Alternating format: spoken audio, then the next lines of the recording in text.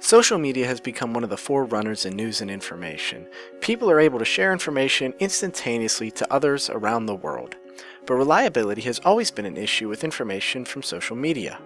How do college students feel about this access to information? Do you use Facebook? That's my news source a lot of the time. Do you ever find a source and then look deeper into it, or do you? That's another thing. It goes back to being emotionally attached. I will only click deeper into it if I care about it. That might seem selfish, but I think everyone subconsciously does that. Well, I think there's a thing for spreading awareness of events happening that's nice about Facebook. That's true of Twitter too, and Instagram sometimes. But then if you really want to get informed, you kind of have to go on your own real search. Otherwise, you're just going to get a bunch of think posts and just people rambling. You shouldn't. I asked two professors their opinion on the effects of social media becoming such a popular news outlet. Well, two things. There's a lot of misinformation on Facebook, and I strongly urge anybody who thinks that they might know something because of Facebook to look at Snopes.com, Snopes.com, and check out the things that they're hearing. Because I think that there is so much misinformation available, and you don't even know that the people that are closest to you are sending out things. If something, especially if something just doesn't sound quite right, then check it out.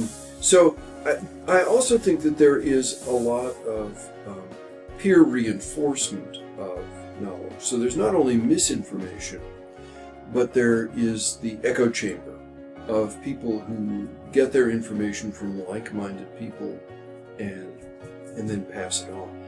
So I think that one upside to our times is we've never been in a more data-rich world, and I think the standards, because since the rise of sort of social scientific methods, the spread of them, the spread of data science and statistics, in some ways it's never been a better era than now in which to try to understand questions and consider possible answers. Think about things like causality, to really focus on trend lines rather than headlines. The possibilities have never been better in that regard.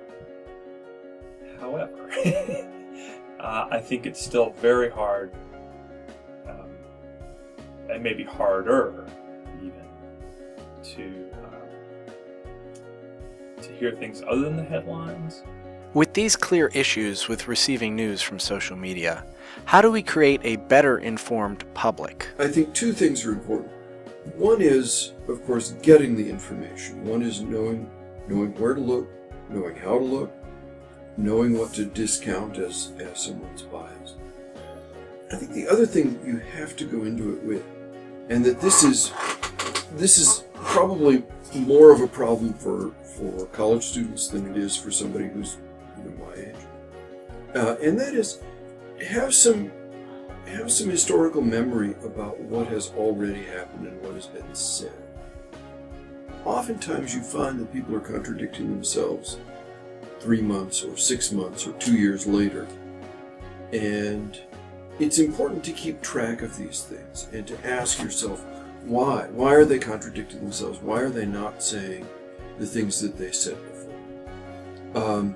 And so it really does require patience. It requires time, not just to devote to collecting the news today, but to collecting your own thoughts about what has been happening over the last 5 years or 15 years or 30 years.